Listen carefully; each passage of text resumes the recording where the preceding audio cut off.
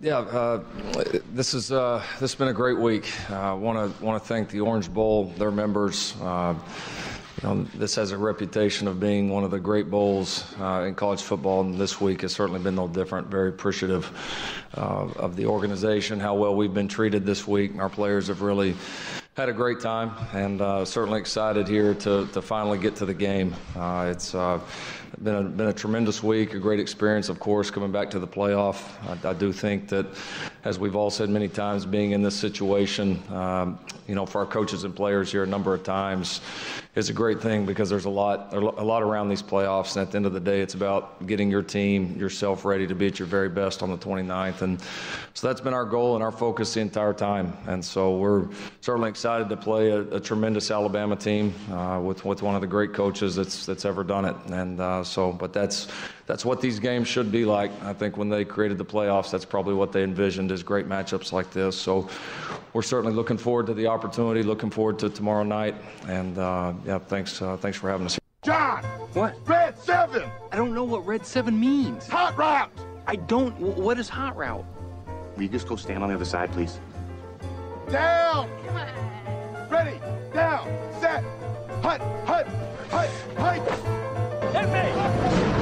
Booyah! That's what we call a sack lunch. Nom, nom, nom, nom, nom, nom. It's time for the Soonerscoop.com postgame show, presented by Eskridge Lexus in Oklahoma City. Eskridge Lexus is the official travel partner of Soonerscoop.com podcasts. Now, here's your road crew, Carey, Eddie, and Bob, wrapping up all the action and reaction from this week's game. All right, we are back live once again from Fort Lauderdale, where we are on our Eskridge Lexus postgame channel. That's because Eskridge Lexus is making this possible for us to do some podcasts for you every day while we're in Fort Lauderdale. I want to remind you guys that Eskridge has their December to Remember going on right now through the end of December. Best time of the year to buy a new Lexus. You'll be seeing Red Bow December to Remember commercials all over TV. I'm sure you've seen lots of them watching the bowl games. But it really is the best time of the year to buy a car. They've got all the new 2019s out with special holiday incentives on top of the special Sooner Scoop price that you'll receive when you mention you're an unofficial 40 or a Eskridge Lexus postgame podcast listener. So we welcome in the usual crew, Bob and Eddie, but also a new guest. Finally, Jason Kersey no longer monopolizes the podcast. Ryan Aber is here to talk about probably Pearl Jam a little bit. Hey, we can the biggest Pearl Jam fan I know, I think. For sure. Yeah, we can definitely break down Pearl Jam. The other sickening thing, and I'm just realizing I'm surrounded by 3 Chicago Cubs fans, like sickening? diehards. Well, it's better than being surrounded by a terrorist organization like the St. Louis Cardinals. Very true, Eddie. I don't disagree with that. I'm we can as a all Royals bond. fan. We can all bond. We can all bond on our hatred Cardinals. for St. Louis. Exactly. Well, guys, the enemy of my enemy is my friend. Yes. Guys, we just got done. You heard Lincoln Riley there with the worst part of media access, the opening statement for the final coaches press conference, because he's talked out, we're listened out. There's really not a whole lot to say, but Ryan, let's start with you as the guest. Kind of what were your takeaways from Nick Saban and Lincoln Riley's final press conference here in Fort Lauderdale? Oh, I think the main thing, and mainly because I hadn't listened to Nick Saban much this week just because of the way the schedule fell, was I'm not going to call Nick Saban charming, but He's he enjoyable. was engaging. I thought you covered the Sugar Bowl, right? Yeah. I that surprised me at how kind of likable he could be in a press conference setting. He has a lot of the Bob Stoops qualities as far as like what you see on TV. You see kind of a dickhead, and you see kind of an arrogant, maybe comes off as an asshole a little bit. But he really is like I think if you get him out of that setting, or if you actually see the whole thing, like performing, not out of context. It's not as bad as you think it is. Yeah, we had on our very quick podcast today, we had a writer from Alabama on, and Barry Tramel and I had talked to him about the fact that Nick Saban has 1 or 2 of those outbursts a year. The thing is, they just go viral immediately, you see and him everybody for the rest of the talks year about it. Where they don't talk about the engaging answers, I thought. I sort of laughed at the superstition question when it was being asked, especially that was pretty funny. Especially as the guy introduced himself as being from sunny South Florida. Yes. Yeah, where was the damn sun yesterday? I didn't see any of it. But I thought both coaches, but Both especially answers, yeah. Nick Saban gave a really interesting answer and was borderline charming. We need to thank the College Football Playoff Committee, too, for moving the date of the game up, because usually that press conference, or in the last couple of years, that press conference has been on January 1st, or on the 31st, and usually I arrive in a very hungover state after Trust me, a the night folks out at of the drinking. Rose Bowl and the Sugar Bowl will be doing that. This is a new Eddie, though. I saw a new and improved. responsible Eddie last night. I made adult decisions and didn't go out. Morning radio does wonders for a person. It's ruined my life, but I do love it. Yeah, I can confirm. Carey and I did 2 radio shows from the same room today. I did it in the bathroom, and he did it on the bed. Okay, I'm disappointed because I had pictured you both just laying down in bed. If we had a partition up here, we could. We already tried that once this week, both doing a radio in the car. So yeah, I told Bob to get off the phone. Carey struck Bob. I was driving. Okay, so it was the Carey first. struck Bob. I didn't strike him. I just grabbed him on the arm and I said, "You've got to hang up. It's not happening." I did think I said not happening. Not I almost went live on Periscope in the back seat just to get all of it encompassed. Yeah, Carey just pulling seniority on Bob and telling him he's got to cut out. That's it. He was the first one on the phone. Carey paid him for all the bills, so he's doing what he wants to do. Yeah, but I mean, the whole thing about this, you've had Media Day yesterday, and I don't know, what did you have any takeaways from Media Day that really stood out to you? I know, you could talk about what you wrote about in the Oklahoman, I guess, as well. Yeah, I mean, the main thing I wrote about and the main thing people were talking about were Marquise Brown yesterday, but I didn't write about his health, really. I wrote about him coming back home.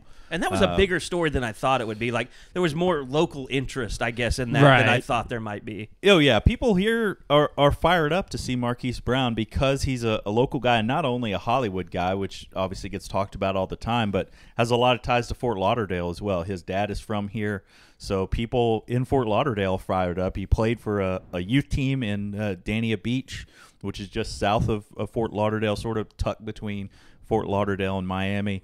And those people are fired up to see Marquise Brown play. We'll see if he does play.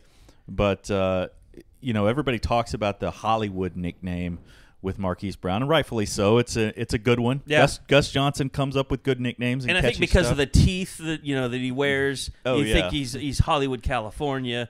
But, yeah, he is Hollywood, Florida, which I believe Davin Joseph was the last Sooner from Hollywood, Florida. Yeah, it's an interesting place, a nice place. It's a little bit different. It's got the beach community, which everybody thinks of, but it's also got a grittier part to it. And Marquise Brown embraces being from here, is glad to be known as from here. But around here, people know him as Jet Fuel, not Hollywood, because that's the nickname one of his youth coaches gave him, I think, when he was about 9 or 10 years old. They saw that speed then. Yeah. Well, I think the thing about it is, you come back here and they had plans to practice at his high school. It's too bad that disappointing. they weren't able to. Yeah, that fell through because of the weather yesterday. Yeah, because he really wanted to see. I guess they retired his jersey in the offseason. I heard him telling you that, and I was like, God, I didn't even know that. I didn't even realize that happened. Yeah, and they retired. He acted like he didn't. Yeah, and he hadn't seen it.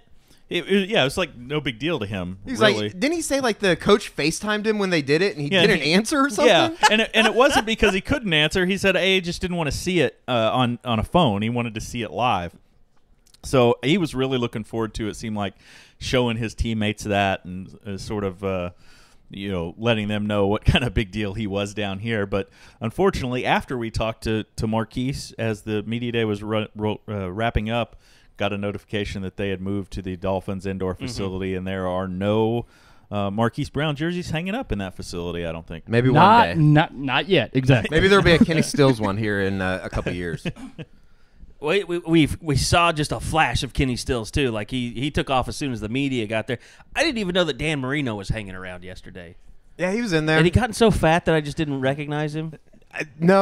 He's a lot bigger than I thought he was, first off. That's what I you didn't said. realize and I was that. like, taller. You meant like 6'4", height-wise, 6'5", yeah. like legit, yeah. Yeah, I didn't realize he was that tall. He was sitting there talking to, I think, Joe Castiglione and Lance Barrow from CBS. He's usually around Joe at these big games or in Norman. So, yeah, it was kind of cool. It was like, oh, That's Dan Marino. Yeah, I actually didn't make it out to practice yesterday because I was needed to do some writing stuff after what happened the day before. We'd seen Marquise Brown on the field. We hadn't. I'm sure. Did y'all talk about the adventure that was going to practice? Well, y'all weren't. Yeah, we weren't on the bus. We weren't on the bus. Experienced the adventure that was going to practice as the bus driver, who sole purpose of bringing us to that place was so that we could see OU's practice, tried to drive us away before OU got on the practice field. He had his time scheduled, damn it. Yeah, 15 minutes. It says 15 minutes. Yeah, it's not, OU has not been exactly on time and maybe that's just usual with practice. But I think just moving around and being so many, like, it has been strange because usually there's been one place where they've practiced all week and they go to that. But it seems like they've moved around a lot, and I don't know. I didn't ask Lincoln why that was. Didn't really feel that was pertinent in a national media setting this morning. Well, I think that the thing yesterday was I think they thought it was going to rain. And it sprinkled a little bit while we were standing outside, but, Florida, is it? Yeah, it was raining. Are we looking south out of our hotel I think this room? is looking west. Looking west. I could see rain because my hotel, my room is on the same side as well. You could see rain out toward the west, but it wound up not getting any here. Now we got a pretty good downpour this morning. I don't know if y'all experienced that while we were in the press conference, but when I made my last second decision to come down to the morning press conference, fatal decision, I'm sure. It was literally 2.5 minutes before the press conference started. I was like, I'm going to go to this. Anyway, when I made it down, waiting for the elevator, I could see it pouring outside. So every time we come to these things, there's always this big national story that we've all covered, many times, and you're going to kind of have to deal with that as you go along throughout the week. And I don't know, is the obvious one Kyler Murray, Major League Baseball or NFL? Was that the one that just kind of overrode everything else? Yeah, there's no doubt about that. I was in New York for the Heisman Trophy ceremony, and there were MLB.com writers, baseball writers from Oakland, baseball writers from New York, hanging around constantly, and that question just kept getting asked over and over again. It's been asked over and over again this week as people have talked to Kyler Murray. Well, the one session that he was available for on Wednesday at Media Day, and until he makes that decision and is definitive about it, and he hasn't been definitive about it, I think the only person who is right now is Scott Boras. Yeah. And certainly he's got a vested interest in seeing that go one way. So it's going to continue to be a question. And, last year it was Baker Mayfield and his sort of the swagger that he brought to the game and some of the incidents that had happened with him throughout the year. This year it's Kyler Murray. And like you said, every year it's sort of something different. And it's something that the local guys sort of get burned out about by the time that we arrived at this point. I think last time we were here, it was the SAE thing. And this time it was this. But here's during the press conference this morning, Lincoln Riley was asked about that and addressed that. Regarding Kyler's NFL prospects, everybody knows he's got a big decision to make, which he'll, he, his family, anybody else that he wants involved will sit down and visit about, once this season comes to an end. He's in a great situation. I mean, the guy's he's already the 9th overall pick in Major League Baseball draft, and I think he'll be probably somewhere around the same spot if he chooses to go football-wise. I realize there's a lot that goes into that, what teams are selecting, what their needs are, but we just had a guy go first overall the year before, and, I think this guy's that kind of impact player and certainly a rare athlete, one of those that you very well may go through the rest of your career coaching and never have one like that again. I mean, he's that unique. So, he's either going to be a Major League Baseball All-Star or he's going to be a Pro Bowler. He just needs to decide which one. Maybe both. Quote of the day? By far. Quote of the day candidate? Not even close to have a second one. I thought response of the day was to the French guy, which we have the audio for that too. Somebody should have explained to him what American football was first. Did he ride up on a bike like a Tour de France guy. So he's from Canada. This is Miami. I mean, he can't ride a bike all the way from Canada to here. You'd be surprised. Blood doping. Oh, no. If this were the Pinstripe Bowl, maybe he did ride a bike. Blood doping these days is doing wonders for the cycling community. These days, that's been going on forever. I want to try some blood doping at some point. I can hook you up with a guy. I can tell you that right now. Carey's got connections, apparently. You could even get a radio sponsorship out of the deal. Ooh, all right. I might do that. You have to sign a contract at the end of it that says, I will not play professional sports. I could probably do that. I don't plan on playing any professional sports. So that's it. What if you're done? What if you got into blood doping with Magic Johnson? Make sure those vials just acting out because we have a guest. Make sure those vials are good. And because Kersey knows how horrible a person you are, but Ryan doesn't. Oh, you already cussed like 3 seconds into the podcast twice. I didn't say the F word. No, don't. Step up. See? So is that the growing up? Step up. Is that the standard? Like anything below the F word is cool? No, but I kind of let it go. Like I know, like my mom has trigger words like the C word. Yeah. Both male and female. Shut up. My mom, charisma, and his mom gets after him. My mom gets after me for using too many GDs on the podcast. Oh yeah, that would be for my mom. Yeah, too. that would be a trigger for my mom as well. So anyway, back to Catholic people here. Back to the. Are you Catholic, Aber? No. Okay, thank God. I grew up Southern Just Baptist. Me and Bob. Thank you. One of my own finally on this show. It's Catholics versus convicts, Bob. Bring it. Hey, we are in the home of the convicts. Yes. That is true, and they looked great yesterday in the pinstripe. And it's sad that when you drive down the Florida Turnpike that you no longer see the old Orange Bowl. Yeah. Where really would it have been in relation to here? You would see it on the way. I mean, it's like when you get to Miami and you get on the Turnpike and you're coming out. Like into downtown? I want to say it's close to where that Les Paul Hard Rock building is. That's like the guitar? That's incredible. That was awesome. Like that you can see it from everywhere. Oh, you can see it from the room right here. Yeah. I saw it and I was like, that's not a guitar. Like that's a skyscraper. There is not a skyscraper shaped like a guitar. And these guys could tell I was freaking out because I was driving. I had my phone up. I couldn't wait to take a picture. It is an incredible structure. Like that thing is unbelievable. To even think that that's possible though blows my mind. I mean, it's pretty cool. And they're doing it. Yeah, it's incredible. Well, Vegas has got nothing on the Native American casinos. Yeah, they need to. Is sports gambling legal here? Like I honestly don't know. I don't know if they passed I don't it think yet. so yet. Okay. No. That Hard Rock is a Seminole property, I believe. Right. Yeah. We have great properties in Oklahoma too, like the Choctaw Casino and Resort in Durant. Absolutely, that's professional. Who is a great sponsor. Professional segue. All of our podcasts. Okay, so here's the thing about Lincoln's press conference today.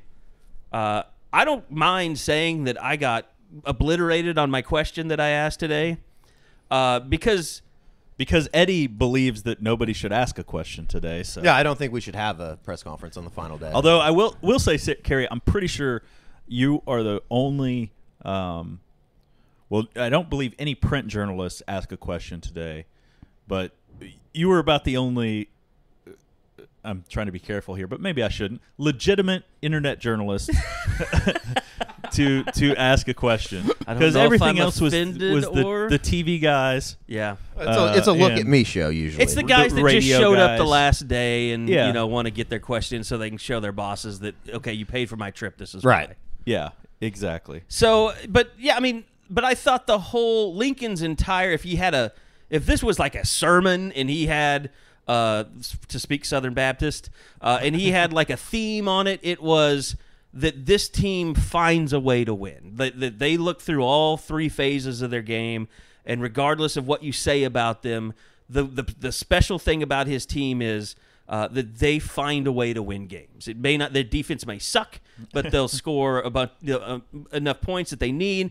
And so Lincoln talked a lot about that today, and here's one of those? Absolutely. I think there's, each team has their formula for winning, and not every team's formula is the same. And so certainly we look at, the opponent, break them down into different phases and what we need to do to be successful on offense, defense, or special teams. But then, that's where my job comes into play, where you have to look at all three of those together and how good Alabama is on offense affect what you do in other phases of the game or vice versa. And so it's like a puzzle. You've got to put it together. You've got to find a formula to find a way to win against a very good football team. So it certainly has an effect, and it's certainly part of our preparation.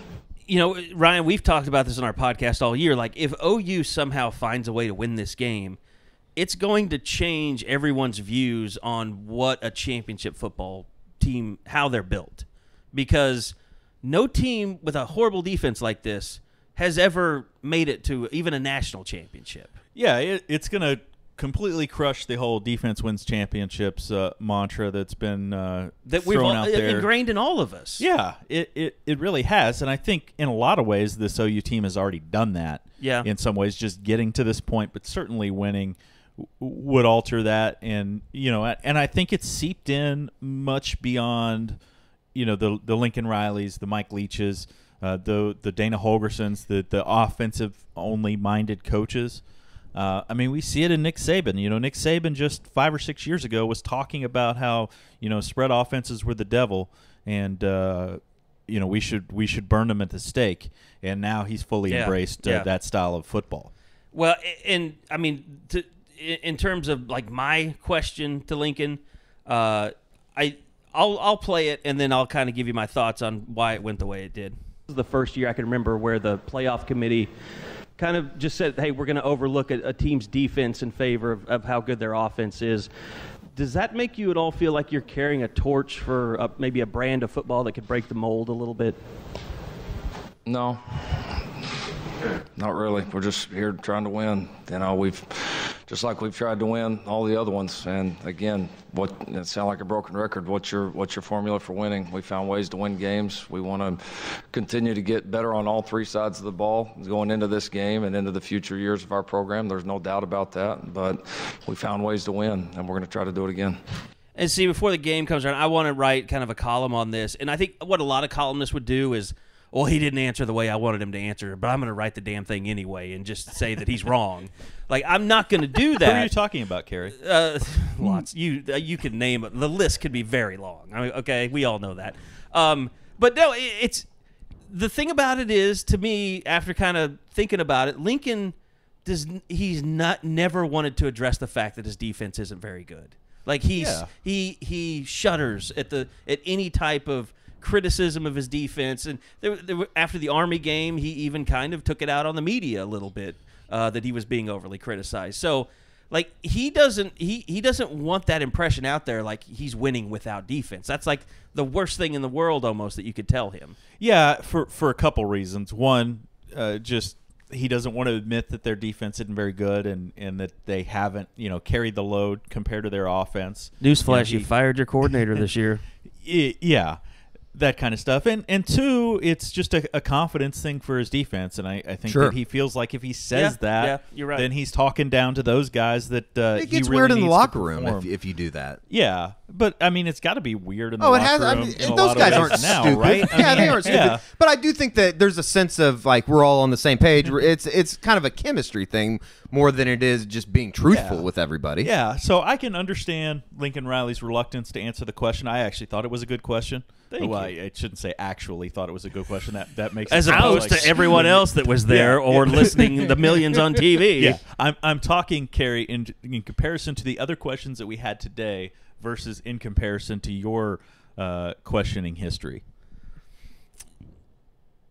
I enjoyed a lot of the press conference. It's like Lincoln had his zingers, but like we said, I thought Nick Saban was just he was delightful. Yeah, and the great thing about Nick Saban is there was a couple times when he looked over at Lincoln Riley, whether it was something that Lincoln Riley said or after a line that he delivered, and just that sort of sideways smirk.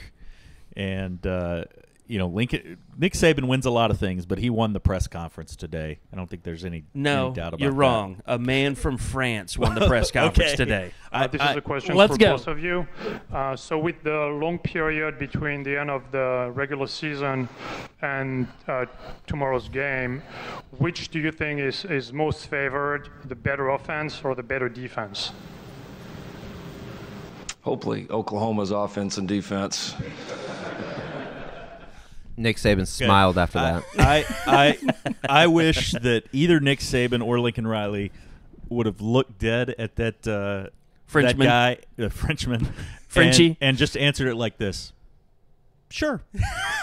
Sure. That would have been awesome. Taking a page out of Brian Kelly's book. You don't want to The do everything greatest Brian moment. Kelly does. Next thing you know, they're having guys up in a scissor lift and 70-mile-per-hour wind. Did y'all watch? I can't remember. I don't think it was a 30 for 30, but it was a 30 for 30 style, like short on that kid who unfortunately died. No. On the scissor I saw lift. some of I've it. not His watched it. family, I haven't watched doesn't all of it. blame Notre Dame and Brian Kelly and stuff. It was. That's for me to do. It was interesting, mainly just learning about the kid Dejan. I can't remember, or Declan. I can't remember his last name, unfortunately, but it was interesting. Yeah, I know what you're talking about, and I haven't taken the opportunity to watch it, but we'll continue to blame Brian Kelly for his death. It would maybe soften the fact that he died for you. Oh no, I'm And that would be very a bad aware. thing. I'm very aware that he passed. I'm saying I don't want it to to calm your rage at all. Well, I mean, the kid was literally tweeting from the scissor lift. It's been nice knowing you. I'm going to die. Yeah. Should have came down.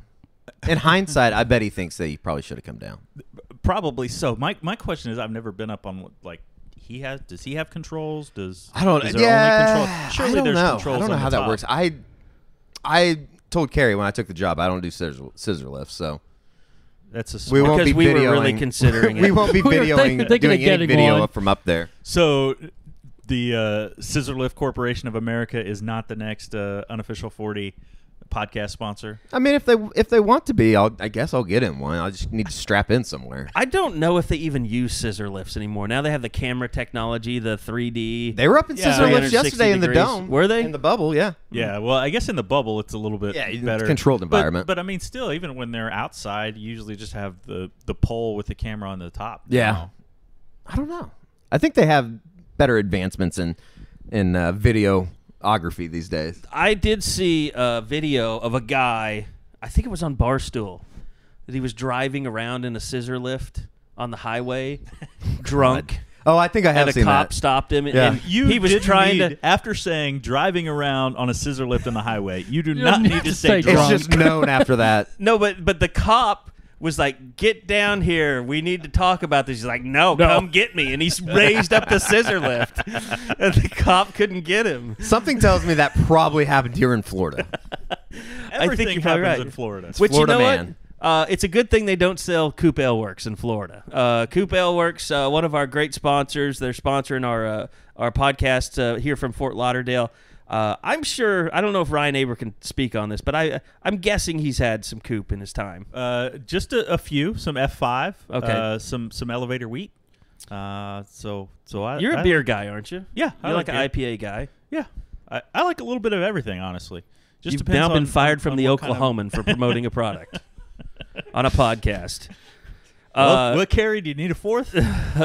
Maybe if you get fired over there, that'll really piss Kersey off because he's always wanting extra, Coop for doing appearances. But anyway, but no, the F5 IPA I know is Eddie's favorite. I'm a big Horny Toad Wheat or Horny Toad Blonde fan.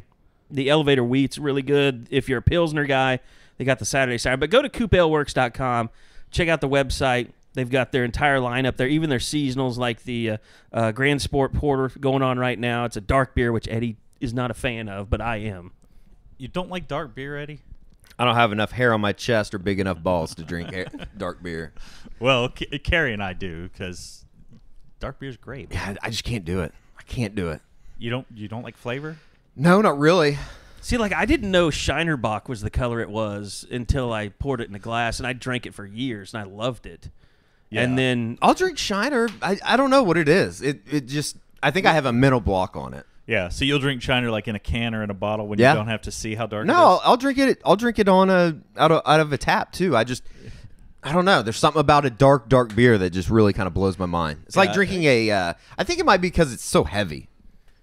Yeah, I mean, some of them are. It's just, for me, it's just you've got to, there's sort of different drinks for different moods. Yeah. And sometimes I want to drink something that's heavier. Sometimes I want to drink, like with just Coop, a Pilsner. Like with Coop, if you want just like that's why I love sitting around F5. at night, and you're getting ready to go to bed, and you want to have something to relax, like a DNR is perfect. Like it's a heavy beer. It's satisfying. I kind of feel that way about the Grand Sport Porter too. But I'll have to try that. I will say my favorite coupe that I've had so far is the Cherry DNR, which I've only had it once. Happened to be on tap. Is that the casks that they've come out? Yeah, you can get those. One of the places that I frequent in Oklahoma City or South Oklahoma City. It's a podcast. You can say it. I don't care.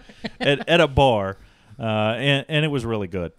So I'd love to try some more of that at some point. But Coop's good stuff. Okay, so 8 o'clock kickoff tomorrow night. It's going to be interesting. It's a late kick. I don't know that we've ever. It's the first time that OU's played in the playoff in the late game. Yeah? Yeah. They played the early game twice. I think maybe at Kansas several years ago is the latest that maybe it was like an 8:25 start or something that year. When Broyle set the record. Yeah, I think that's the last time they played this late of a game, which I don't think. I mean, nobody in Oklahoma cares. It's 7 o'clock. It's great. It's Saturday night. It's perfect. They can drink a whole lot of Coop if it starts going bad. Sure. And then just black out and pass out. Yeah, and you've got more options to get it now with the updated laws in Oklahoma. Absolutely. Boom. But But I mean, we're gonna have some time to kill tomorrow. Kind of what are you gonna do tomorrow leading up to this thing? Well, I'm pretty much finished working after this. I just got to file a little bit, so I'm gonna maybe go to the beach for a little bit. My wife's in town, so we're gonna hang out, go to the beach, just that'll relax. be like your first downtime you've had since you've been here, right? Yes, pretty much. It's pretty much been all go since arriving. Christmas Eve? How insufferable has Barry Tramel been on this trip? Barry's been all right. Barry, I saw you made the travel blog today. I haven't read it. I haven't read the travel blog yet. I actually said something to Tramel yesterday. It was good as usual.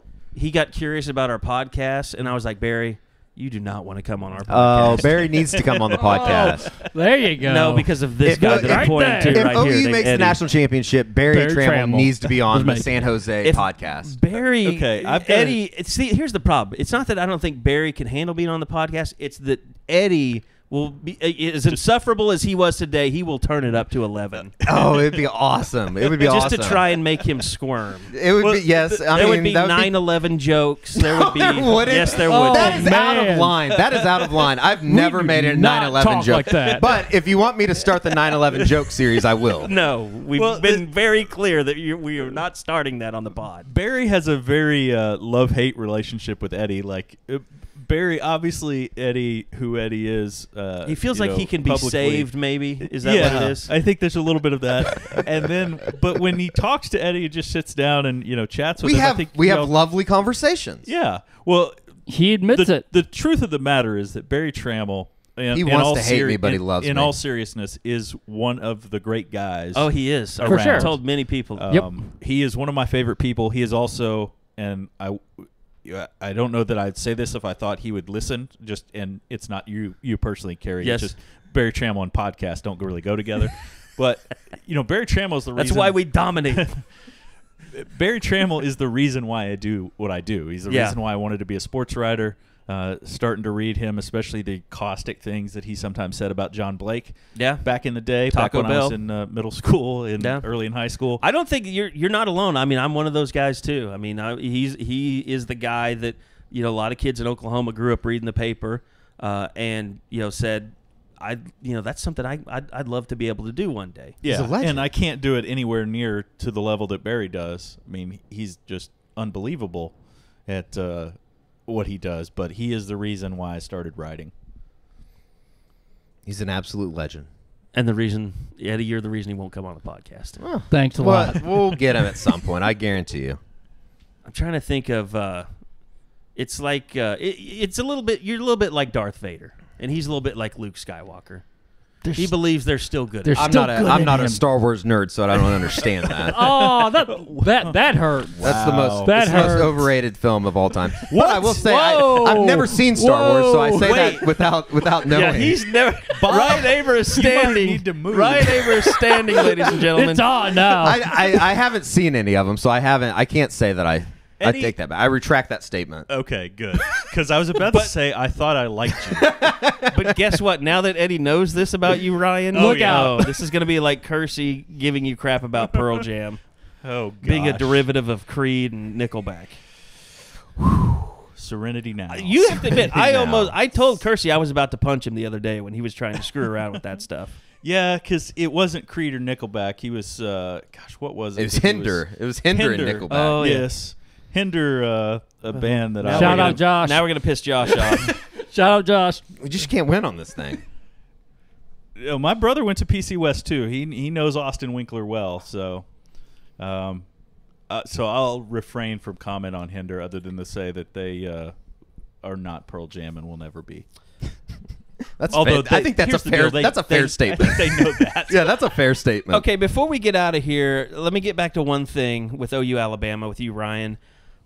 Just the way that Alabama players answered questions, and I know you were working on a lot of stuff. I was working on a lot of other stuff, and we were all kind of, because of the media policy the way it is, we all wanted to talk to freshmen that we hadn't got a chance to talk to. So we probably didn't spend a lot of time, a lot of focus on Alabama players and their thoughts on Kyler Murray or Marquise Brown. But what do you think about some of the stuff that's come out this week? Oh, I thought that it was clear that they were coached in a certain way to try to be respectful publicly. But that didn't work out for all of them. No, it didn't, especially Quinnen Williams yesterday. And I sat with Quinnen Williams a lot on Tuesday. Who I really like. I mean, I like that kid a lot. I loved sitting there listening to him. I thought he gave great answers, was really insightful. Didn't say anything really inflammatory on Tuesday. And then I guess it was a Tulsa TV guy asked him about Kyler Murray in a I can't even remember what the actual question was. Have you ever come up against a guy like Kyler Murray before? And he starts off with the sort of stock answer, no, we've never faced a quarterback like Kyler Murray. Then he said, but let me tell you, Kyler Murray isn't. I believe the words that came out were he said he's no better or no more better, and then he paused. and then he stopped and he beat, and he said, "Nah, I'm good, man." It was I said yesterday, it was like a computer recalibrating almost. It was like Nick Saban got in his earpiece a notification, and he's pressing the abort. It's exactly over how it and was. over. There's a sense of. Can you imagine Josh Maxson, the reaction that he would have had Quinnen Williams gone any further in that answer? It would have. Not only would it was already all over the internet by the time last night hit, but it would have.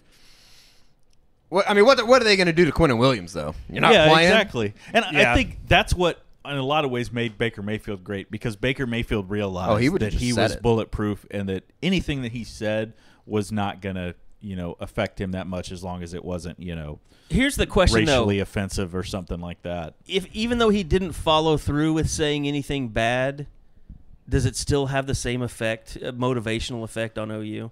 Oh, a little bit, but here's the honest truth is that Kyler Murray doesn't need motivation. Right. Yeah. That's not how he works. It is. Well, but their he defense works. needs motivation. No, their defense certainly needs motivation, but I don't know that they're to the point where that's going to help enough. Yeah. To make a big difference. I think because he didn't say they have the worst defense I've ever seen in my entire life. The people who would be affected if they were affected by such things are Kyler Murray and Oklahoma's offensive line, and I don't think either of those groups needs that kind of motivation. So I don't think it plays into it. I thought it was a great moment. Although I wouldn't put it past Ben Powers to pull out a pin and stab Quinnen Williams in the neck on the first play. This is true, but Ben Powers might have done that. Or maybe his anyway. dad. Yeah, he was planning on that anyways. This is part of his long con. There is like a sense of arrogance from the Alabama players, but how could You'd they be not arrogant too if you were that good. Exactly. Yeah. Like it's kind of what you expected coming into this, right? Yeah, I got into this conversation with an Alabama writer earlier. Just we were talking about the media perceptions and how a lot of the Alabama group gets labeled as homerish, and I'm sure they probably feel the same way about us. And I think But you and I when were you standing see- there the other day when Andy Staples walked up and he said, "These are two of my favorite media groups to deal with." Just like not insane, not crazy. Yeah, but at the same time, you sort of get used to what you see, and for Alabama writers, they've gotten used to seeing, the Crimson Tide roll up and down the field on people. For Oklahoma writers, we've gotten used to seeing the offense put up these crazy numbers and the defense allowing crazy numbers. So I think we both sort of just expect what we've seen to this point. And I know, Carey, this sort of goes off the tracks a little bit, but that's fun. That's what we do on this That's podcast. what we do best. That's just sort of the reality of things, and I think that goes for the players. They expect to go out and dominate. Yeah. Oklahoma, I think, expects to go out and dominate offensively. I think as much as the players haven't wanted to say it, that they expect to struggle defensively in some ways. But so it's not surprising that Alabama carries a little bit of an attitude, whether you call that an arrogance or not. But it's almost like you have to wait till the game is over to determine whether it's confidence or arrogance. Yeah, exactly. If they don't play up the standard, then you can say, well, they came into this overly confident and arrogant. Yeah, there's a fine line between cocky and confident, and we'll see which side of the line they're on Kyler Murray's, Saturday night. I mean, he's way. guilty of the same thing with Sam Ehlinger. Oh, Kyler Murray, for all this talk about how he's not like Baker Mayfield at all, they have such polar opposite personalities. The fact is they don't really.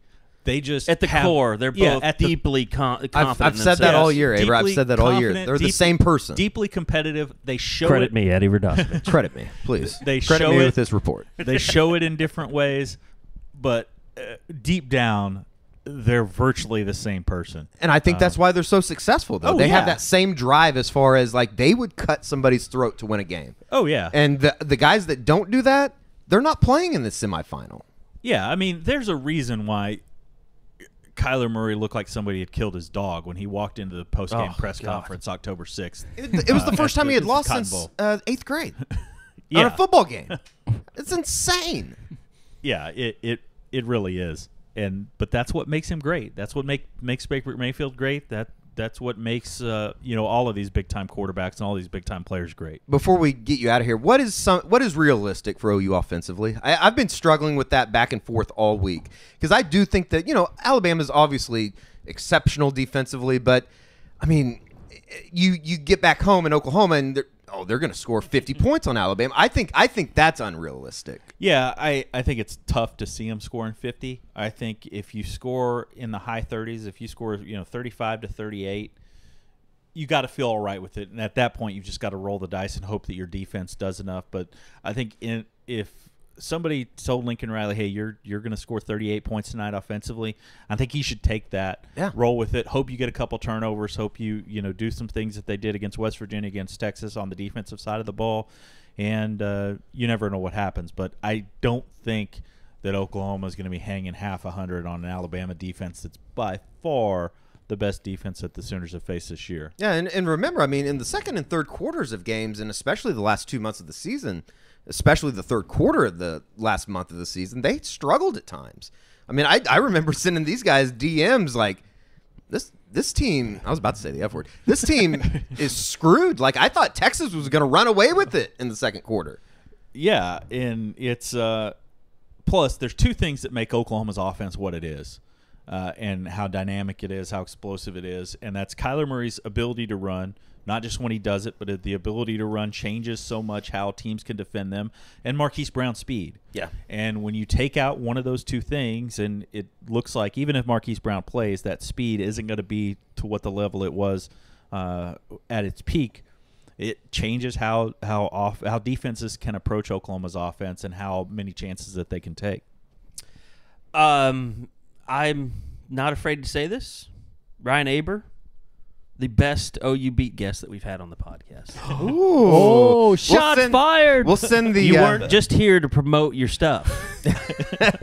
Shots fired for real that time. Fired. You know what it is? Are you He's saying... a Putnam City North graduate, so I think that it goes back to his roots of sticking up or raising, growing up in Northwest Oklahoma City. That's what it comes down to. I will. The mean streets of Hefner and Rockwell. It's a different environment than Noble, Oklahoma. It is. It is. I will say the person that was on before you yesterday did. I was entertained with a lot of tweets from a certain retired columnist last night that was mentioned in his big athletic story, who didn't know exactly all the drama that had happened here in Miami over his story with someone that you know that will be in the press box apparently on Saturday. Yeah, I'm ready for the showdown. See, the difference there, Carey, is that this person might actually listen to podcasts.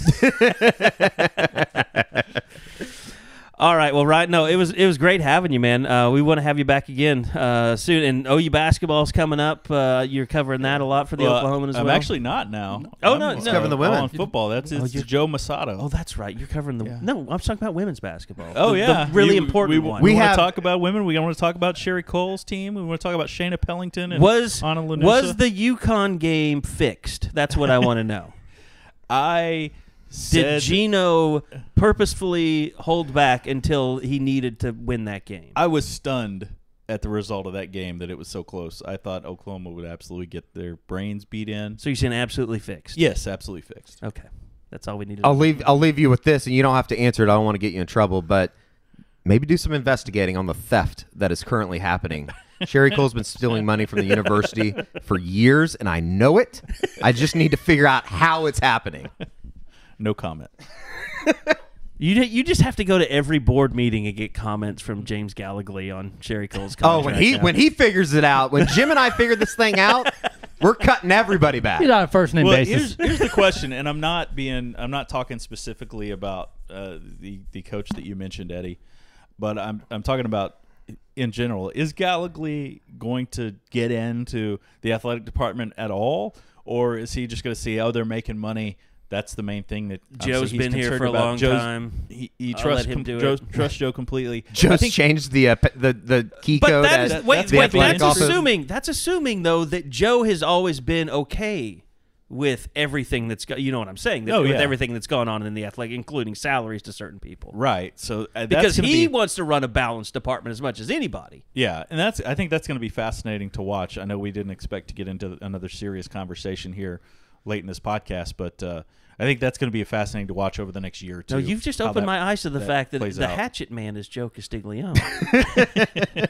We don't have to go to Jim. Call Carey on this one, Joe. All right, thanks, Ryan. Appreciate it. Great podcast guests. The Oklahoman, you and Barry Tramel have been down here doing a great job all week. We love celebrating, companies that actually invest in the sports journalism and covering it firsthand for people. I know you want to take a shot. Don't do it, Eddie. I wasn't going to say it. You brought up the mic. I wasn't going to say anything. Well, I was going to, but I won't. I digress. So, yeah, the Oklahoman does a fantastic job. Subscribe, digital, print, whatever. So thanks, Ryan, for being a guest. Yeah, thanks for having me on, Carey. I've really enjoyed it. All right, so everything until we get back to Norman is going to be on the Eskridge Lexus Postgame Podcast page, whether it's iTunes, Stitcher, Google Play, whatever. So all your podcasts are coming. We're going to have one more pregame, and then we'll have a postgame, although that'll be probably a short one, depending on what happens and the guys have to get back. So keep checking that feed for your podcast. We appreciate you guys listening. We'll be back again tomorrow. It's Friday today. Tomorrow is game day. Thanks for listening, everybody, to the Eskridge Lexus Postgame Podcast. Until next time, we'll see you then.